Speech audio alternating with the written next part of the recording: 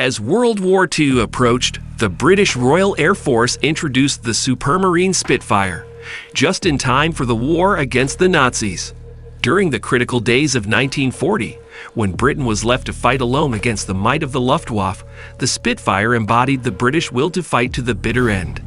During the Battle of Britain, Spitfire squadrons faced off against battle-tested German Bf-109s and FB-190s high above the skies of London.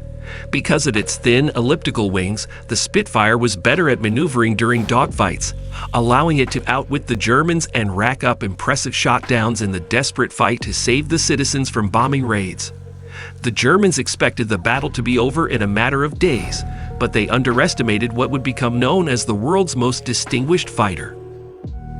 The Type 300.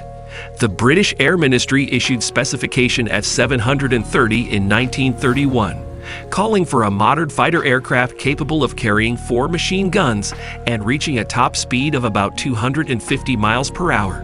During this time, R.G. Mitchell, an award-winning designer who rose to prominence for developing racing seaplanes and was the chief designer of Supermarine Aviation Works, began working on a new aircraft design with his team. Their goal was to create an aircraft that outperformed the F-730 design specifications, which resulted in the Supermarine Type 224.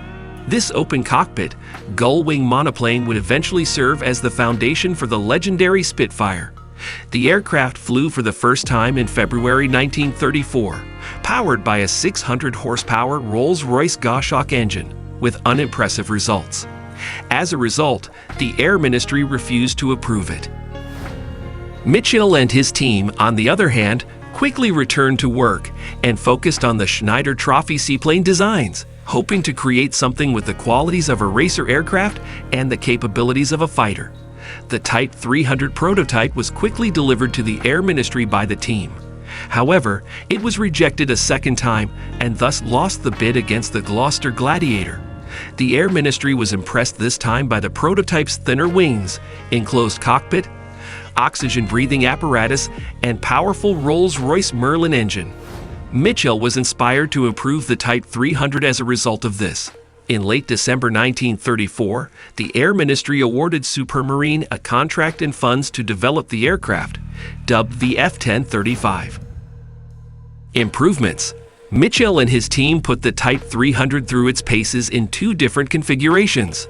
The first had 2 Vickers machine guns, while the second had 430 caliber American Brownings. On March 10, 1936, the improved prototype, simply known as K-5054, took to the skies for the first time. The occurrence marked the start of a legend. Nonetheless, several improvements were made in order to perfect it. Its wings were low-set monoplane assemblies with a unique elliptical shape not seen before. The K-5054 also had a standard curved tail fin and an undercarriage with a narrow track design that displaced the aircraft's weight through the fuselage and into the fully retractable landing gear legs. The Air Ministry recognized it as a good design and immediately placed an order for over 310 aircraft. From then on, the Type 300 was known as the Supermarine Spitfire. A unique wing designs. In June 1936, the Spitfire flew again during an air show at the Royal Air Force Base of Hendon Aerodrome. Although full-scale production was expected to begin immediately, a number of issues stymied it. Mitchell's health had rapidly deteriorated. He was diagnosed with cancer in 1933, and it had begun to take its toll.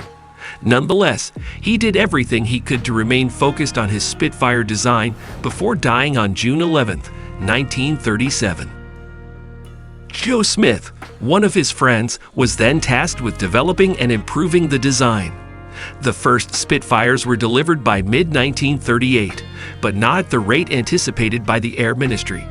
With Adolf Hitler attempting to re-establish the German Empire and the United Kingdom preparing for war, tensions in Europe were rising.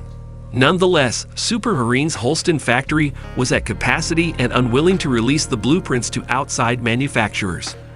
As a result, the Air Ministry threatened the company with immediate production halt if the delays were not resolved. The first prey a Spitfire claimed was a German Hinkel He-111 bomber shot down over British soil on October 16, 1939. Following France's surrender in June 1940, Hitler offered the United Kingdom a negotiated peace. Winston Churchill, however, refused, resulting in what he called the Battle of Britain. Beginning on July 10th, the Luftwaffe bombarded British soil continuously, but thanks to RAF Spitfires, the UK survived to fight another day. Meanwhile, the Mark 1A and Mark 1B variants saw heavy fighting above the British Isles until they were gradually replaced by the Mark II in September 1940. However, production of the Mark II was halted after German bombings damaged the Woolston facility as part of the Southampton Blitz, which targeted the Portsmouth and Southampton dockyards between September 24th and September 26th. By the time the Battle of Britain ended on October 31st, the Spitfire had become not only an essential asset for disrupting German air operations, but also the embodiment of the British fighting spirit and its people's willingness to fight to the bitter end. Spitfire variants. The introduction of more powerful enemy aircraft, such as the Messerschmitt Bf 109 and the Fokker Mulf 190, was directly related to the development of improved Spitfire variants. The Spitfire would eventually have 24 variants, resulting in over 20,400 completed aircraft. The aircraft was built with 4 different wing types, each of which was strictly related to the desired armament. The introduction of more powerful Merlin engines was one of the key differences between the Marks.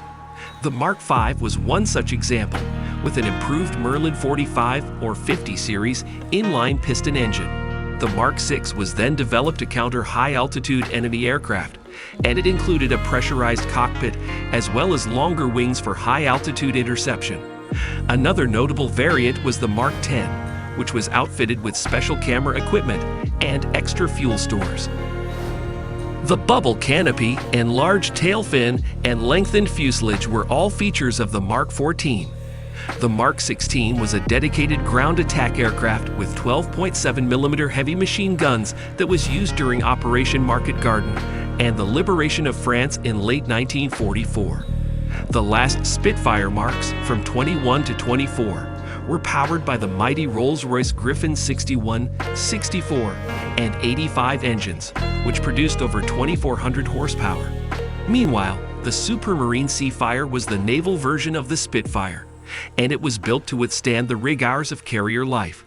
After proving its worth in combat against relentless enemy fighters, the Spitfire earned its rightful place in the Hall of Fame as one of the most influential aircraft of all time. Thank you for watching our video. Please like and subscribe to our channel if you want to see more thrilling warplane documentaries. Let us know what you think of the Supermarine Spitfire and its combat service in the comments section below. Also, click the bell icon to be notified when we publish new content. Stay tuned.